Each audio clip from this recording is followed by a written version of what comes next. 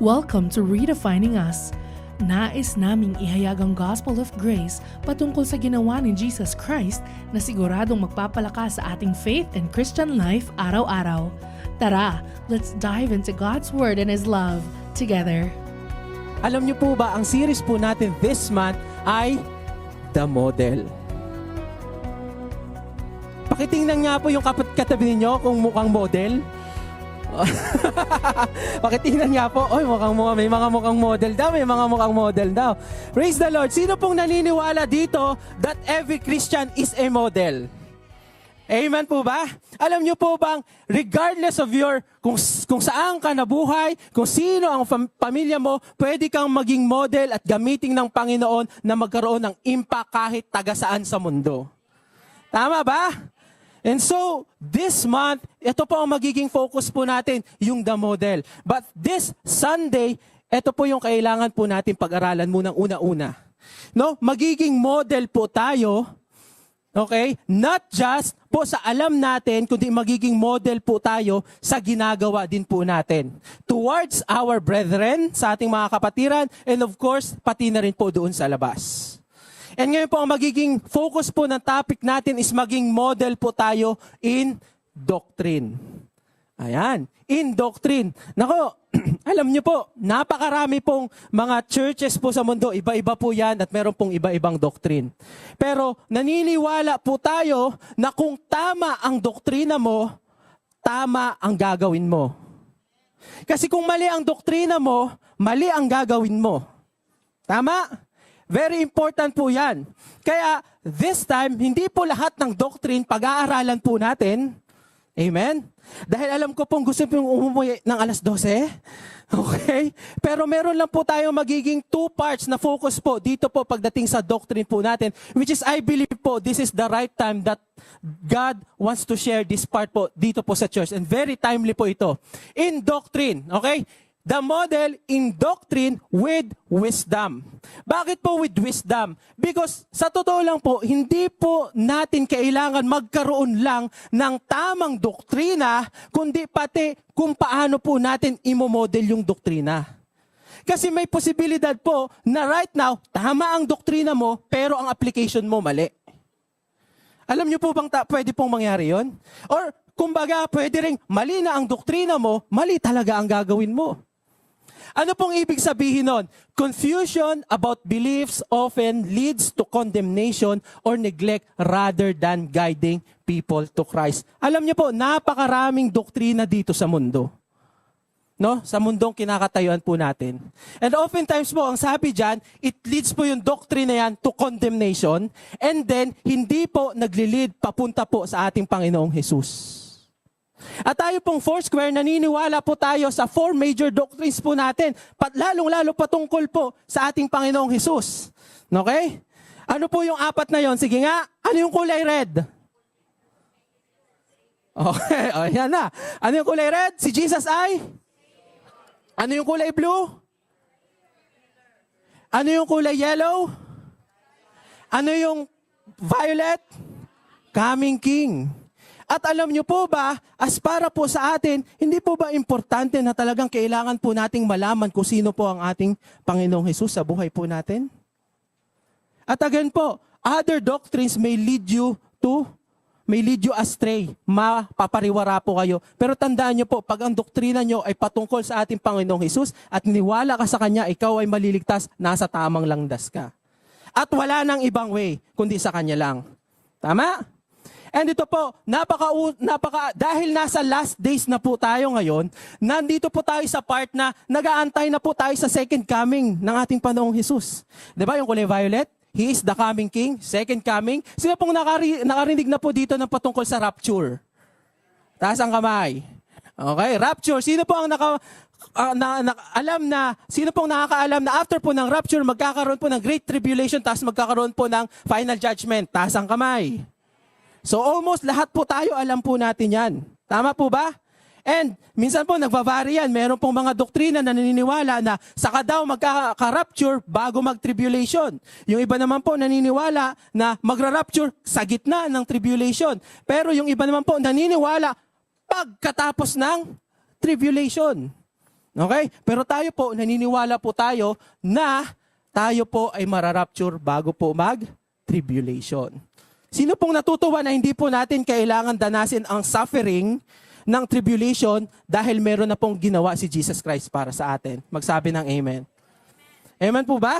Ngayon, kung kayo po ay naniniwala na mid-trib or post-trib kayo, pag tayo na-rapture ng pre-trib, magkita na lang tayo doon na, sabi ko sa iyo pre-trib tayo Okay? Hindi ko po maintindihan yung mga tao na gusto po nilang maranasan ang bagsik ng Panginoon, ang bagsik nung tribulation po.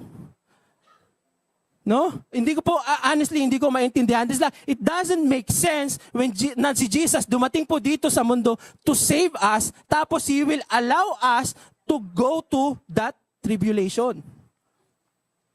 Amen? Now, pwede po kayo makipag-argue sa akin. Sige po, you can comment and everything, pero basta pag nag-rapture tayo, okay, kita na lang tayo dahil naniniwala po tayo sa pre-trib. Amen po ba?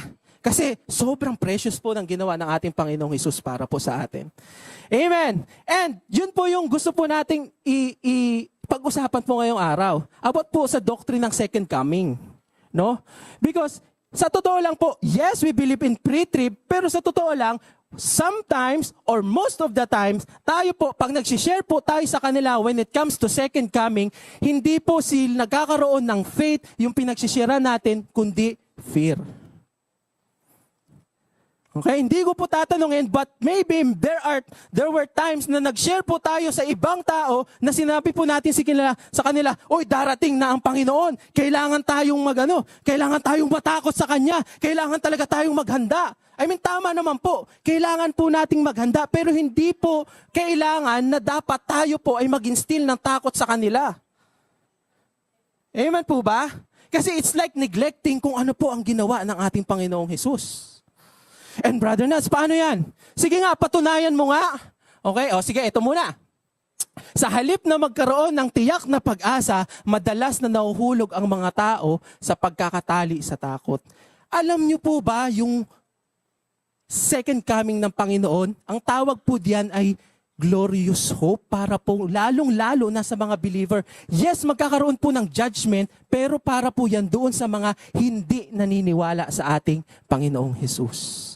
Pero para po sa atin na believers, ang tawag po natin dyan sa rapture, ang tawag po natin sa second coming ng ating Panginoon ay glorious hope. Hindi po yan yung parang tayong Christians, natatakot po tayo na darating ang Panginoon, kundi dapat ma-excited po tayo na dumating po ang Panginoon. Honestly po, sometimes sinasabi ko sa Panginoon, Lord, dumating ka na. Honestly. Because yun po yung, pag dumating na po ang Panginoon, itong body po natin na meron pong sin sa flesh po natin, mababago po ito kagaya po ng ating Panginoong Hesus. Wala na po yung kasalanan, hindi na po tayo magsastruggle sa kasalanan at panghabang buhay po natin makakasama ang ating Panginoon. But the problem is, when we share to other people, lalong-lalo na po ito sa mga brethren po natin, ang ini-instill po natin sa kanila, ang sinishare natin sa kanila, kailangan natin maganda, kailangan tayong matakot sa Panginoon, kailangan tayong matakot sa judgment ng Panginoon. Alam niyo po ba na pag kayo ay nasa Panginoong Hesus na, wala na pong judgment? Brother Nats, ang lakas ng boses mo. Para po walang matulog. Amen. Okay, we announce to people as well as to our brothers and sisters the wrath of God, emphasizing that that God is God of wrath. Alam niyo po ba na yes, meron pong wrath again doon po pagdating ng judgment, pero hindi po yan para sa mga Christians. At ito po never a time na binanggit po sa Bible that God is wrath, kundi God is love. Kaya po, kung tayo po ay meron pong time na makapag-share po sa iba, lugmok na nga yung tao, tatakutin mo pa, ay ano na po ang mangyayari po sa atin? Di ba? Magkakaroon po ba tayo ng hope? Magkakaroon po ba tayo ng faith? Hindi. Now, Brother Nats, ang dami mong sinasabi, patunayan mo nga kung saan yan sinasabi mo. Pwede tayo maging confident. Sana tayo dapat ay hindi tayo matakot, kundi maging confident tayo sa pagdating ng Panginoon, sa pagdating ng pag second coming, sa second coming ng Panginoon. Kumbaga, ang sinasabi po natin is, tayo pong mga Christians, habang nag-aantay po sa Panginoon, hindi po tayo natatakot, kundi tayo po ay confident na nag-aantay po sa kanyang pagdating. Confident po is sure ka na ikaw ay ligtas. Kasi you know it. Alam nyo po, pag hindi ka pa sigurado, maybe hindi mo pa talaga, it's either meron kang wrong thinking o hindi mo pa talaga tinatanggap ang ating Panginoong Hesus as bilang iyong tagapagligtas. Anyway, sige po, 1 John chapter 4 verse 17. By this is love perfected with us, so that we may have confidence for the day of judgment. So that we may have confidence for the day of judgment. Basahin po natin ito sa Amplified Version. In this, this union and fellowship with Him, tayo pong Christians, nung tinanggap po natin ating Panginoong Hesus, nagkaroon po tayo ng union and fellowship with Him. Amen? Amen? Love is completed and perfected with us so that we may have confidence in the day of judgment. Ano po yung judgment? Confidence in the day of judgment with assurance and boldness to face Him. If you are sharing fear doon sa mga kapatiran mo and sa mga kapatiran mo, I think hindi mo pinufulfill yung sinasabi dito sa Bible. Na kailangan nilang matakot pag nakilala na pag naparating na ang Panginoon. No? Kasi hindi po pwedeng maging sure ka tapos may fear ka. Sure ka na ikaw ay makikita mo ang Panginoon at meron kang boldness. Hindi po pwede yun mangyari. Ang sabi po dyan, with assurance and boldness to face Him. To face ang ating Panginoon. Amen po ba? Kaya po, no, instead of instilling fear po sa kanila, let us correct our doctrine. No? And even repent right now. Ang sinabi po nating repent, yun po yung change of mind. Okay? Yung change of mind, pinapalitan po natin the way we think. The way we think, and we repent na mali itong piniisip ko patungkol sa Panginoon, and then ito ang tama, that we may have confidence in the day of judgment. And paano po naging possible na pwede tayong maging confident in the day of judgment? Dito po sa same verse na yan, ang sabi, love is completed and perfected with us. Kaya po we can be confident pagdating po ng judgment na hindi po natin mararanasan yung punishment because love is completed and perfected with us.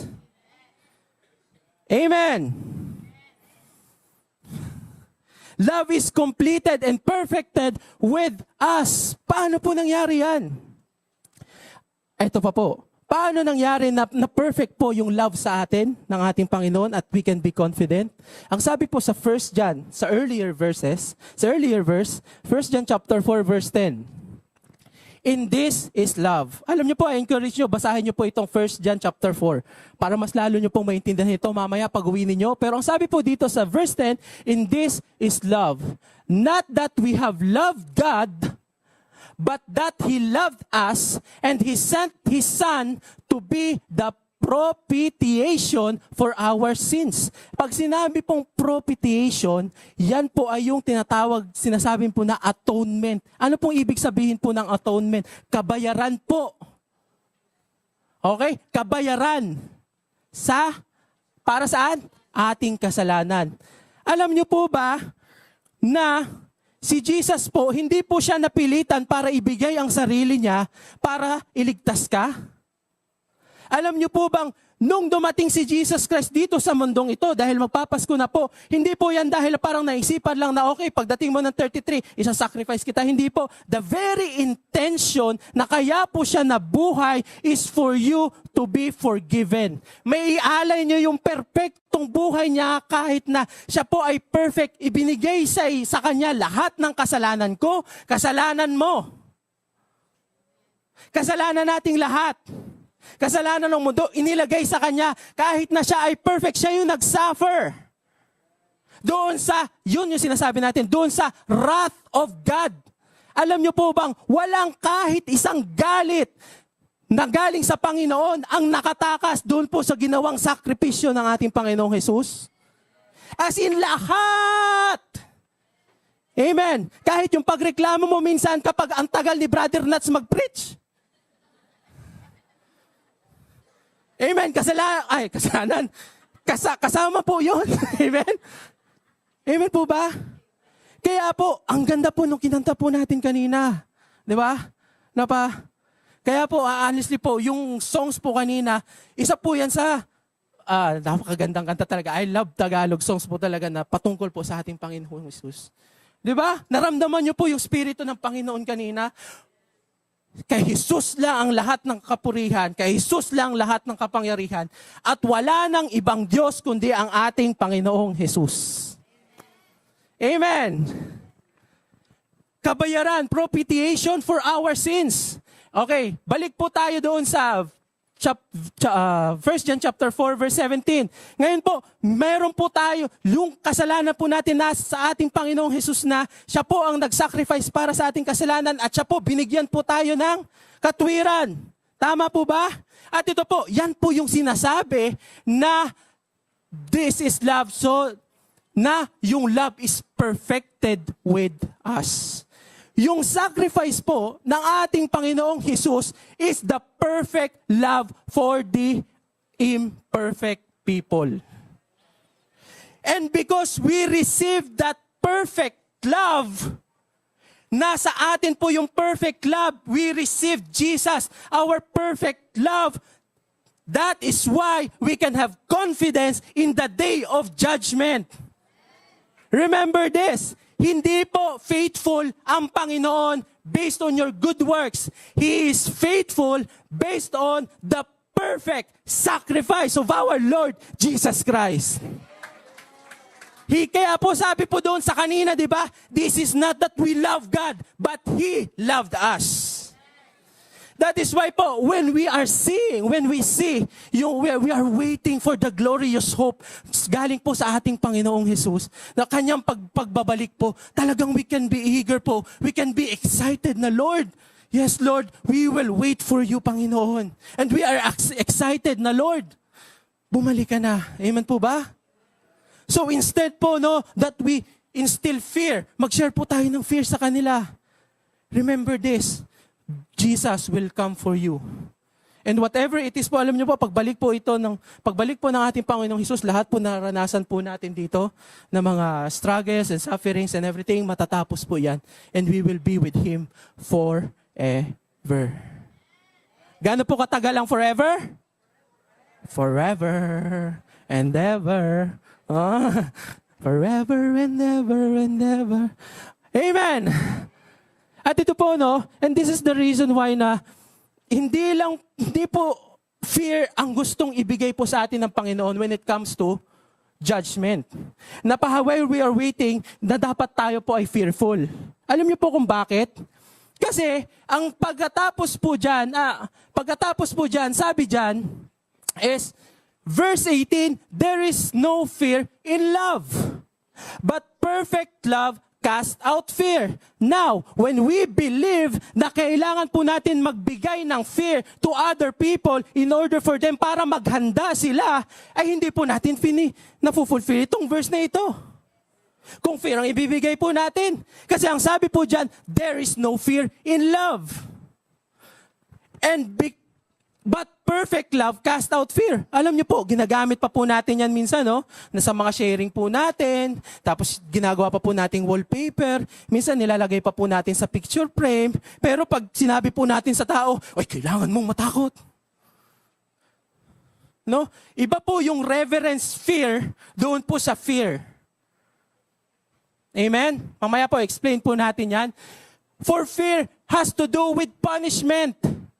And whoever fear has not been perfected in love. Now, if we have fear, pagdating po while waiting po doon sa glorious hope na inaantay po natin, ibig sabihin po, we are not perfected in fear.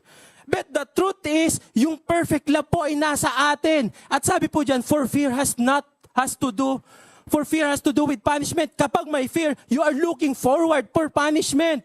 Pero tayo po, because we receive Jesus Christ, there is no more punishment for us waiting pagdating po niya. Amen. Now, we love this verse, but we model to people that it is fear that drives them to repentance. No? Na parang matakot tayo, na dapat matakot ka dahil pag inano ka ng Panginoon, talagang hindi mo makakayanan. Totoo po yun, kasi pag inano po tayo talaga ng Panginoon, pag talagang hindi ko na makuha ang term, pagka talagang yung galit po ang nakuha po natin galing sa Panginoon, ay hindi ko na po ma-imagine kung ano pong mangyayari po sa atin.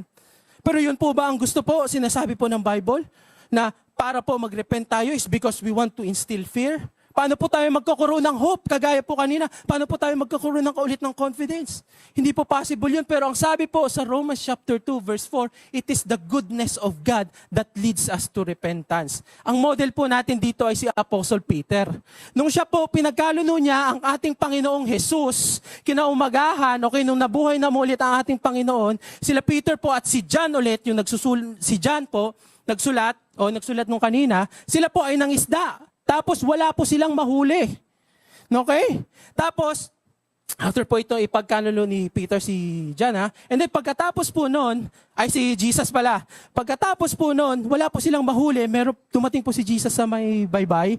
Tapos sinabi po niya, wala ba kayong mahuli? Sige, ilagay niyo yung net dito. Hanggang sabi po ni John is, si Lord yun. Tapos alam niyo po kung anong ginawa ni Peter? Okay? Sabi ni, ilagay nyo dito yung net nyo, tapos sobrang laki po nung huli nila na parang halos lumubog na yung bangka nila. Ngayon, ang sabi po ni John, si Lord yun. Tapos ang ginawa po ni Peter, hinubad niya po yung damit niya, tapos dali-dali po siyang pumunta doon sa harapan ng ating Panginoong Hesus. At alam niyo po kung ano po ang sabi ng ating Panginoong ni Peter sa kanya, Lord, depart from me, for I am a sinful man. Na-realize po ni Peter na siya po ay sinner. Okay? Siya po ay sinner doon po sa harap ng Panginoon. Pero ano po ang nauna? Yung goodness po ba ng Panginoon? O yung repentance ni Peter? Amen? Ano po ulit nauna? Goodness ng Panginoon o yung repentance ni Peter? Amen. Kaya po kung hindi ka pa po sigurado, hindi ka pa naniniwala sa ating Panginoong Hesus, we don't want you to instill fear. Meron talagang wrath. Kung kayo po ay mag-share sa mga unbeliever, meron po talagang wrath, totoo yun. I-confirm nyo yun. Pero i-highlight nyo po sa kanila, meron pong available na salvation ngayon. It is through Jesus Christ. Give the hope to people na mga tagala sa labas. At kung kayo po may mga kapatiran na nawawalan po na pag-asa, instead of condemning them na ganito, mayayari ka dahil sa ginawa mo, no, give them hope. Give them confidence sa ating Panginoon. Alam niyo po, nakakatuwa. Minsan, hindi po nakakatuwa sarcastically, pero minsan po, mas may faith po tayo sa kayang gawin po ng kapatiran natin o sa kamalian ng kapatiran natin kaysa po sa kayang gawin na redemption ng Panginoon. Amen? At ito po, fear versus worship. Fear versus worship. Ang sabi po sa book ng Luke, kung naalala niyo po nung time na si Peter, si Jesus pala, dinala po siya sa temptation. Okay? Nung dinala po siya, tineptempt po siya ni Satan. During that time, meron pong inoffer si Satan sa kanya. Ang sabi po ni Satan ay, okay, i-worship mo ako and then ibibigay ko sa iyo lahat ng kingdom. Yun yung temptation sa kanya. And then sabi po ni Jesus, ang response niya, get behind me, Satan, for it is written. It is written, ibig sabihin, nagko-quote siya from the Old Testament. At ang sabi niya doon, you shall only worship the Lord your God and serve Him only. Sabi doon, wala ka daw iba na i-worship kundi ang ating Panginoon lang at wala nang iba. Amen? Pero alam niyo po, sinabi po ni Jesus, it is written. Alam niyo po ba kung saan nanggaling yung verse na yun na kinote niya? Nanggaling po yun sa Deuteronomy chapter 6, verse 13. At ang sabi po doon is, you shall fear the Lord your God and serve Him only. Again po, ang sabi po ng Deuteronomy, you shall fear the Lord your God and serve Him only. Pero nung ininterpret po ni Jesus Christ, ang sabi niya po doon, you shall worship the Lord your God and serve Him only. Ano pong ibig sabihin po ng fear at saka worship? Ibig sabihin po ba ng fear ay kailangan po tayo yung kagaya ng fear na para po tayong takot sa aso o kaya takot sa ahas? Hindi po. Ang fear po na tinutukoy dyan ay yung fear po that you fear the Lord as you worship Him. Yung reverence fear nyo po para sa Kanya. Alam nyo po yung pag nag-worship kayo at nakikita po nyo po yung holiness ng ating Panginoon. Nakikita nyo po yung pagiging almighty ng ating Panginoon. Di ba? Meron na feel po natin na somewhat, parang meron tayong fear pero we can come to Him. We can worship Him. Amen? Hindi po yung fear na para po tayong takot sa magnanakaw. Na parang baka meron ng magnanakaw dito. Hindi po. Yes, we fear God, but as we worship Him, kaya po, every time po, no, minsan, makapansin nyo po, after po mag-preach dito, meron pong nagpapakanta. Amen? Because we want to respond po doon sa goodness ng Panginoon. Yes, we fear you, Lord, and worship you. But Lord, thank you because kahit you are almighty, kahit you are big po, Panginoon, we can still worship you and come near in your presence. Amen? Ito po, there is no fear in love, but perfect love casts out fear. For fear has to do with punishment, and whoever fear has not been perfected in love. Now, question po. Do you have Jesus Christ in your life today? If you have Jesus Christ in your life today, you have the perfect love of God, and fear ay hindi na natin kailangang problemahin pa. Alam nyo po, in reality, sa totoo lang po, hindi po ito ibig sabihin na parang, ibig sabihin ba yan, brother, na hindi na tayo magkakaroon ng fear? Hindi na ba natin mararanasan ng fear? Alam niyo po, mararanasan po natin ang fear. Kahit ano pong mangyari habang nandito po tayo sa mundong ito, magkakaroon po tayo ng fear. But the assurance is, kung merong fear, we have the greater love of God. We have the greater love of our Lord Jesus Christ. Amen. Praise the Lord. Kaya nga po, to have a global impact, be a model na mag-model of faith and hope and not fear. Praise the Lord. Kaya nga po, kahit saan kayo pumunta, ang lupalop ng Pilipinas, liblib man yan, iskinita man yan, katabi man ng kanal yan, you can be a model to other people and give them hope and faith po sa ating Panginoon. Amen po ba? At ito po ang sabi din po sa Romans, faith comes by hearing and hearing the Word of God. Again po, faith comes by hearing and hearing the Word of God. Ibig sabihin, when you hear the Word of God, pag nakarinig ka ng Word of God, ang mag-i-instill sa'yo is yung faith. Kaya yun nyo po malalaman kung ang isa pong teaching is patungkol po talaga sa ating Panginoong Hesus o hindi. Because those teaching will not point you to yourself, will not point you to tradition, will not point you to how you do good works, but you point them to our Lord Jesus Christ and what He has done for us. And that is why magkakaroon ka ng faith because it's not all about you, it's all about our Lord Jesus Christ. Palakpakan po natin ang ating Panginoon. Now, while we wait po, no, syempre hindi pa po natin alam kung kailan po magkakaroon ng second coming. Amen? But we are confident and we are looking forward to it. So while we wait to Jesus' second coming, paano naman po natin mariremain yung free po tayo ng fear? No? Kasi isa din po yan sa mga maraming doktrina na ano po ba talaga, paano tayo magkakaroon na magtutuloy-tuloy yung faith po natin at hindi po fear. O kung kahit man may fear, meron po tayong assurance paano po tayo makakabalik in faith. At ito po, isa po ito sa mga pinagdebatehan, madami din po, na kung paano po ang witness of the Holy Spirit. Ito po yung second point. At last na po ito, okay? Last na po ito, witness of the Holy Spirit. Ano po ibig sabihin ng Holy Spirit? Ano po ba yung wini-witness ng Holy Spirit po para sa atin? Now, ipapakita ko po dito sa screen ay hindi po ito yung sinasabi kong definition, pero ito po yung definition ng ibang mga faith movement or ibang mga churches or Even minsan, baka kahit po tayo, ganun din ang definition natin, na ito po yung role ng Holy Spirit po para sa atin nung nireceive po natin ng ating Panginoong Hesus. Sige, next.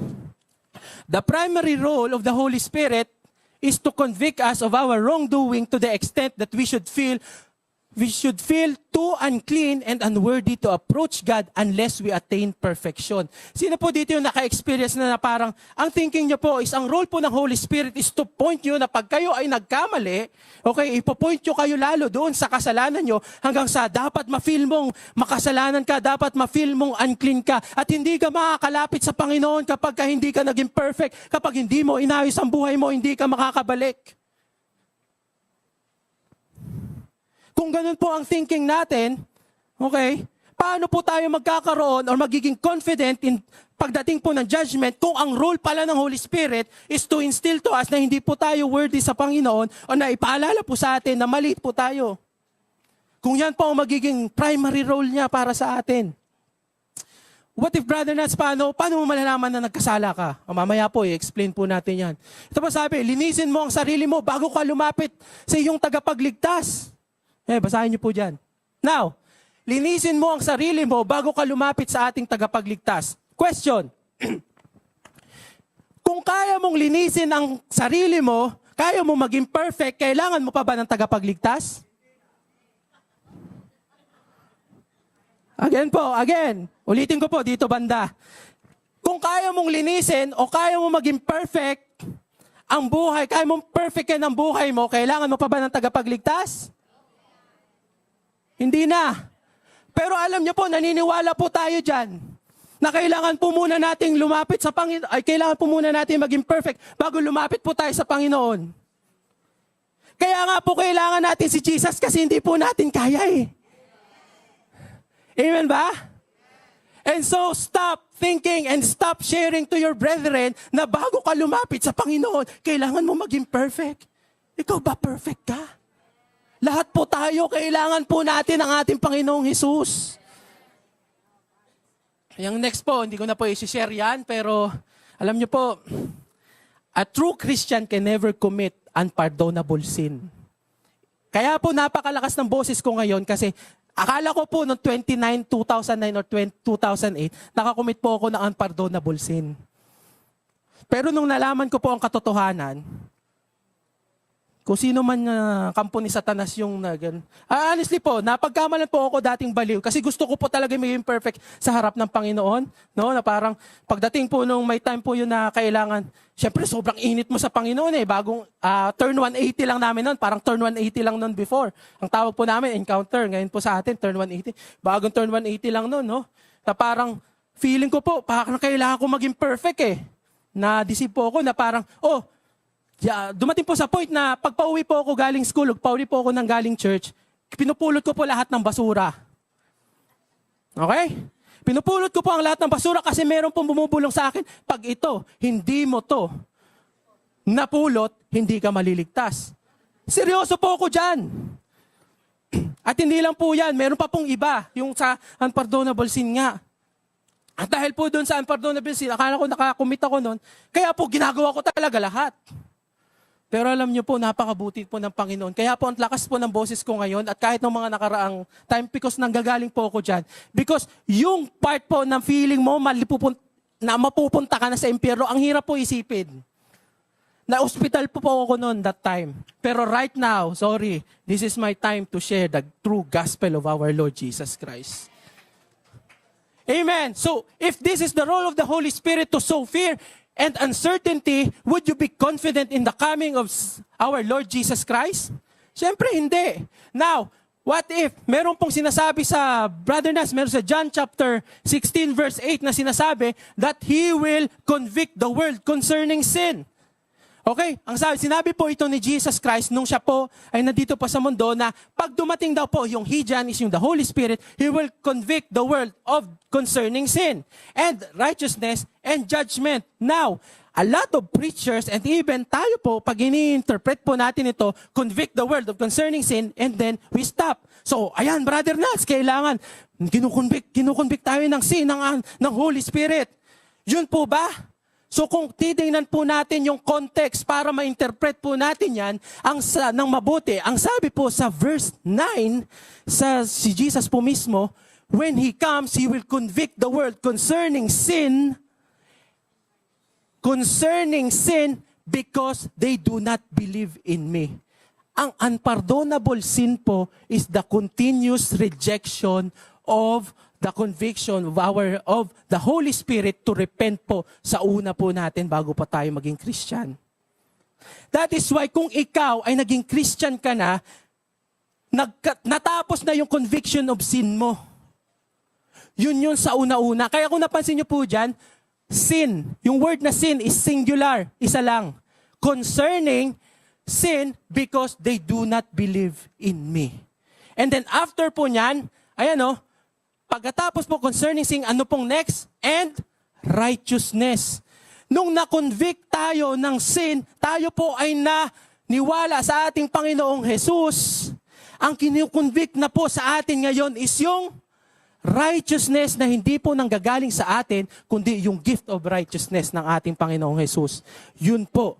Now, because I go to the Father and you will see me no more. Dahil wala na si Jesus, no? Ang magiging role ng Holy Spirit daw is righteousness and not sin. Sin, yes, merong judgment, okay? Pero sa una po yun.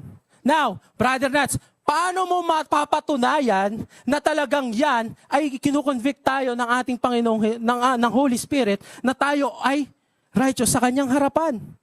Okay po, sige, pag-aralan po natin kung ano pong tinuro ni Apostle Paul sa Book of Romans. Romans chapter 8, verse 15. For you did not receive the spirit of slavery to fall back into sin. The moment when you believe in our Lord Jesus Christ, binigyan niya tayo ng spirit. We did not yung binigay po sa ating spirit ay hindi po yung spirit na yon magfo-fall back po tayo doon sa fear kagaya po nung bago po tayo maging Christian. Kasi totoo po, pag hindi ka po Christian, hindi ka niniwala sa ating Panginoong Jesus, aminin mo hindi, meron kang fear of judgment. Pero ang sabi po dyan, nung binigyan po tayo ng spirit, hindi po to fall back again, to fall back into. Sige, tingnan po natin yung amplified version. Okay? For you have not received a spirit of slavery leading again to fear of God's judgment. Why? Because lahat po ng judgment ay dinala na po ng ating Panginoong Jesus. So ang spirit na ibinigay niya po sa atin ay hindi to fall back into fear again, but you have received the spirit of adoption as sons. And the Spirit producing sonship by which we joyfully cry, Abba, Father. This is the reason why we can always come to God and cry to Him, Lord, you are my Father. You can come to Him for help. That is the true Spirit na binigay po sa atin. At hindi lang po yan, no? Ay, ito pa. When you were a sinner, you were under fear of judgment. But when you receive Christ, you should not be in fear. Bakit? Kasi, sige po, next, spirit of adoption as sons. Yung po na-explain ka kanina. Now, to really confirm this, yung sinabi po ni Jesus Christ, doon po patungkol sa righteousness, eto po. Verse 16, the Spirit Himself bears witness with our spirit that we are the children of God. Alam niyo po, ito po magandang version. NLT version. For His Spirit joins with our spirit to confirm that we are God's children. Ang galing po, no? John kanina, concerning sin and righteousness. And then sinasabi po ni Apostle Paul dito, the greatest apostle na nabuhay po dito sa mundo, for His Spirit. Nung tinanggap po natin ang ating Panginoong Jesus, yung Holy Spirit po ay hindi po sa atin sa labas, kundi nag-indwell po sa loob po natin. Yung Holy Spirit po namumuhay po sa loob po natin. At ang ginagawa niya po is to affirm that we are God's children. That is why malalaman nyo po pag meron pong atake sa inyo ng kaaway, you know it. Pag yan ay leading to condemnation, leading to fear, that is not the Spirit. Because the Holy Spirit will affirm you na ikaw ay anak ng Diyos. At ito po, no, how do we correct? No, what if may magkamali po tayong brethren? How do we correct our brethren? Paul provided a model for correcting the Corinthian believers, emphasizing that they are the temple of the Holy Spirit. Now, nung panahon po nila Paul doon sa Corinthians, ang church ng Corinthians po ay talamak po sa sexual immorality at sa pagan worship. Pero yung si Paul, kung paano niya po inaddress yung mga taga-Corinthians ay hindi niya po sinabi, okay, na kayo, bago kayo maging temple of the Holy Spirit, kailangan nyo munang maging ganito, kailangan nyo munang maging ganyan. Hindi po. Ano pong sinabi na Apostle Paul sa Corinthians? Na sinabi niya po na, do you not know that your body is the temple of the Holy Spirit? Ulitin ko po, do you not know that your body is the temple of the Holy Spirit? Ang ginawa po niya, pinaalala niya na kayo ay templo na ng banal na spirito, kaya huwag nyo nang gawin yung mga ganyang bagay. Bakit? Kasi may glorious hope na tayo, mas may maganda tayong matatanggap galing sa ating Panginoon kung hindi po tayo mag-practice ng sin. Amen? At yung good works po natin is a result of our righteousness na nanggagaling po sa ating Panginoon. Kaya po kung magko-correct po tayo ng mga kapatiran po natin, talaga, Christian talaga naman na yung kapatiran natin. Alam niyo po, imbes po na i-condemn po natin, ipaalala niyo po, uy brother, hindi na tayo dapat ganyan, binago na tayo ng Panginoon. At talagang mas merong may pag-asa sa ating Panginoon. At alam niyo po, when you kahit Christian ka, no? Tapos sige, gawin mo lang itong mga ganyan. Alam niyo po, again po, ang sin po ay may consequence. Ang pangit lang po dyan is kapag dumating po yung consequence, sasabihin po natin, pinapalo po ako ng Panginoon. Hindi ka pinapalo ng Panginoon. Again, another doctrine po yan sa Book of Job. Pero hindi ka po pinapalo ng Panginoon. Christian ka, pero naranasan mo yan is because ang sin ay may consequence. Hindi pwedeng pag nilagay mo ang kamay mo sa apoy, hindi ka masusunog. Hindi pwede po yun. Pero ang kagandahan po nun, even po when we fail, the Holy Spirit will remind us that we are the child of God. Amen. Now, how do we know when we sin? Oh, brother Nats, kung hindi tayo kino-convict ng Holy Spirit about sin, anong gagawin po natin? Paano natin malalaman na tayo ay nagkasala? Ito po, Romans chapter 8 verse 10, Apostle Paul din. If Christ lives in you, though your natural body is dead because of sin, your spirit is alive because of righteousness. The world recognizes its sins but often continues in wrongdoing. Tandaan niyo po, pag ikaw ay meron ng Holy Spirit sa buhay mo, your spirit is alive in them. At alam niyo po ba, na kapag nakagawa ka ng kasalanan, kahit ang mundo po, alam po nila na pag mali ay mali. Hindi lang po sila nagre-respond. Pero tayo po, alam po natin, di ba, pag nagkakamali po tayo, naramdaman po natin na parang hindi ako tinawag ng Panginoon para sa ganitong kasalanan, para gawin ito, kundi tinawag ako ng Panginoon for His glory. At ito po, in contrast, kung ang world po hindi po nire-recognize yung sin, in contrast, when a Christian stumbles, their spirit remains alive due to the righteousness, not based on your good works, but based on Jesus. They recognize that their failure is not their true self. When you fail, you recognize na ang spirit mo, kasi yung spirit mo hindi na ikaw yan eh. Ang totoong ikaw kasi ang spirit mo. So, when you sin, yung spirit mo sa inyo, nag-activate na, hindi ikaw yan. Mahal ka ng Panginoon. So, hindi mo kailangang mag-practice, kailangan mong mag-umasa sa wedding o sa mga ganito, ganyan, or sa mga ganitong tao para ikaw maligtas. Hindi, umasa ka sa Panginoon. At hindi po yung true self po natin. Their true identity in God's eyes is that of a beloved child of the Father. I hope naintindihan niyo po kahit po para akong nagra-rap. Amen? Na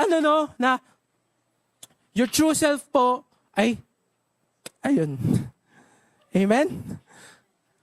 Because your spirit is alive. Alam niyo po when you sin. And then when you sin, you go back to God. Diba? Because siya ang tagapaligtas. Lord, help me, supply me the grace and the power po, Panginoon, to change me. Because you are already righteous in God's eyes. Amen po ba? And you are perfectly saved not to sin but to glorify God. Okay? Now for the last part po, well brother, hindi pa rin ako naniniwala. Naniniwala pa rin ako na God still want to highlight and emphasize our sin or sins in order to see His works in our lives. No? Ayaw mo talaga paano, no? Okay, ayaw mo talagang paawat. Okay, sige. Kung ayaw mo kay Apostle Paul, ayaw mo kay Apostle John, punta tayo kay Jesus. Yung story po ni Jesus and yung bulag, simula po siya ay nung bata pa, nung pagkapanganak. Lumapit po yung mga disciples kay Jesus Christ. At ang sabi po nila kay Jesus Christ, Lord, nung sino ang nagkasala? Siya ba o yung parents niya kaya siya ay bulag? Alam niyo po kung anong sinabi ni Jesus Christ doon sa mga disciples niya? John chapter 9 verse 3. Jesus answered, neither did this man nor his parents, but the works of God should made manifest in him. Ano pong ibig sabihin nun? Yes, there is sin. Merong kasalanan. Pero ang gustong i-emphasize po ng ating Panginoong Hesus ay meron pong kasagutan sa kasalanan. Makita natin hindi yung kasalanan ng tao, kundi yung glory ng ating Panginoon. Kaya ang sabi niya pa dyan, the works of God should made manifest in Him. Mangyari sa Kanya yon. Amen. But the problem with us is, we model to other people or to our brethren na yung problema natin is bigger than Jesus. No? Pansinin nyo po, I hope no, pag nagsisisi po tayo, no, pag meron po nagsishare, nga, kapag meron kang sakit, ganito talaga.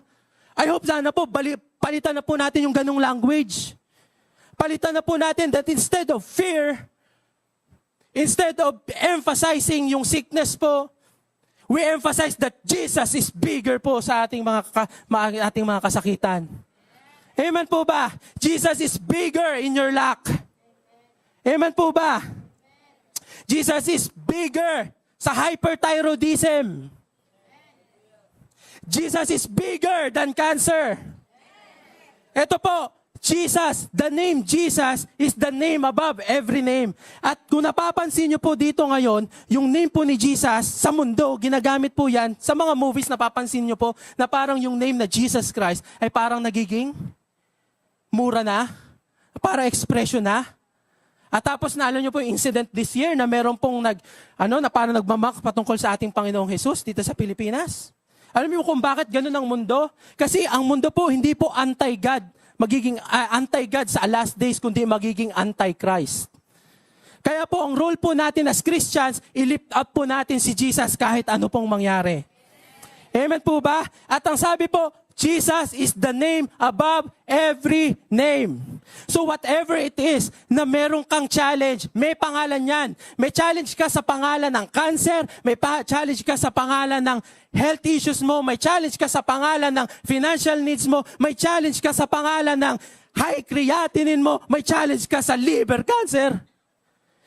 Lahat ng pangalan yon, mas mataas ang pangalan ng ating Panginoong Jesus.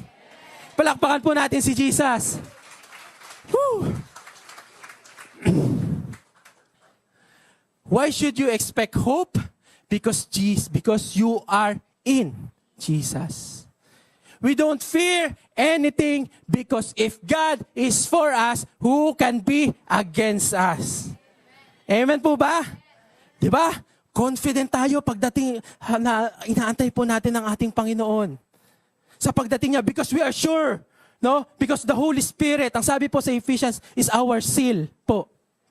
Is our seal na tayo po ay ligtas. And now, okay, habang tayo po ay nag-aantay, the Holy Spirit bears witness to us and affirms to us na ikaw ay anak ng Diyos. Amen? Kaya nga po, instead of giving condemnation to your brethren when they fail, remind them who they are in Christ. Amen. Instead of sowing fear to your brethren, remind them that they should be confident because of what Jesus Christ has done for them. That even pwede ikaw tumawag sa ating Panginoon, sa ating Abba, Father. Amen. It is the goodness of God that leads us to repentance. Amen. Dadako po tayo ngayon sa communion po natin.